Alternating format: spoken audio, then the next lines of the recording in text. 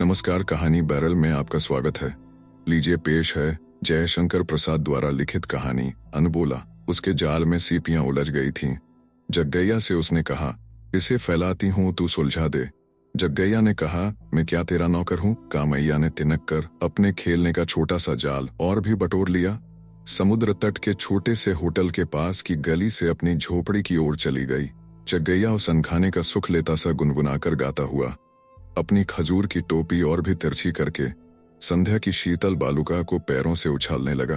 दूसरे दिन जब समुद्र में स्नान करने के लिए यात्री लोग आ गए थे, सिंदूर पिंड सा सूर्य समुद्र के नील जल में स्नान कर प्राची के आकाश में ऊपर उठ रहा था। तब कामैया अपने पिता के साथ धीवरों के झुंड में खड़ी थी। उसके पिता की नावें समुद्र की लहरों पर उछल रही थीं। महाजाल पड़ा था, उसे बहुत से धीवर मिलकर खींच रहे थे। जग्गैया ने आकर कामैया की पीठ में उंगली गोद दी। कामैया कुछ खिसक कर दूर जा खड़ी हुई। उसने जग्गैया की ओर देखा भी नहीं। जग्गैया को केवल मां थी। वह कामैया के पिता के यहाँ लगी लिपटी रहती अपना पेट पालती थी। वह बैंत की दौरी लिए वहीं खड़ी थी। कामैया की मछलियां ले जाकर बाजार में बेचना उसी का काम था। जग्गैया नटखट था। वह अपनी मां को वहीं देखकर और हट गया, किंतु कामैया की ओर देखकर उसने मन ही मन कहा, अच्छा, महाजाल खींच कर आया। कुछ तो मछलियां थीं ही, पर उसमें एक भीषण समुद्री बाघ भी था। दर्शकों के झुंड जुट पड़े। कामैया के पिता से कहा गया उसे जाल में से निकालने के लिए, जिसमें प्रकृति की उस भीषण कारीगरी को लोग भली भांति देख सकें। लोभ संवरण न करके उसने समुद्री बाघ को जाल से निकाला। एक खूंटे से उसकी पूंछ बांध दी गई। जग्गैया की मां अपना काम करने की धुन में जाल में मछलियां पकड़कर दौरी में रख रही थी। समुद्री बाघ बालू की विस्तृत बेला में एक बार उछला। जग्गैया की माता का हाथ उसके मुंह में चला गया। कोलाहल मचा, पर बेकार बेचारी का एक हाथ वह चबा गया। दर्शक लोग चले गए। जग्गैया अपनी मूर्छित माता को उठाकर झोपड़ी में जब ले चला, तब उसके मन में कामैया के पिता के लिए असीम क्रोध और दर्शकों के लिए घोर प्रतिहिंसा उद्वेलित हो रही थी। कामैया की आंखों से आंसू बह रहे थे, तब भी वह बोली नहीं। कई सप्ताह से महाजाल में मछलियां नहीं के बराबर फंस रही थीं। चावलों की बोझाई तो बंद थी ही, नावें बेकार पड़ी रहती थीं। मछलियों का व्यवसाय चल रहा था, वह भी डावांडोल हो रहा था। किसी देवता की अकृपा है क्या? कामैया के पिता ने रात को पूजा की। बालू की वेदियों के पास खजूर की डालियां गड़ी थीं। समुद्री बाघ के दांत भी बिखरे थे। बोतलों में मदिरा भी पुजारियों के समीप प्रस्तुत थी। रात में समुद्र देवता की पूजा आरंभ हुई।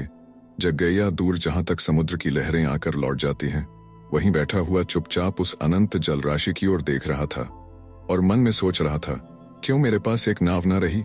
मैं कितनी मछलियां पकड़ता, फिर मेरी माता को इतना कष्ट क्यों होता?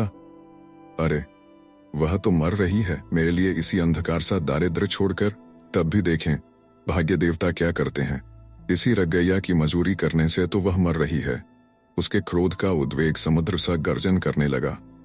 पूजा समाप्त करके मदिरारुण नेत्रों से घूरते हुए पुजारी ने कहा, प्रज्ञैया, तुम अपना भला चाहते हो तो जग्गैया के कुटुंब से कोई संबंध न रखना, समझाना।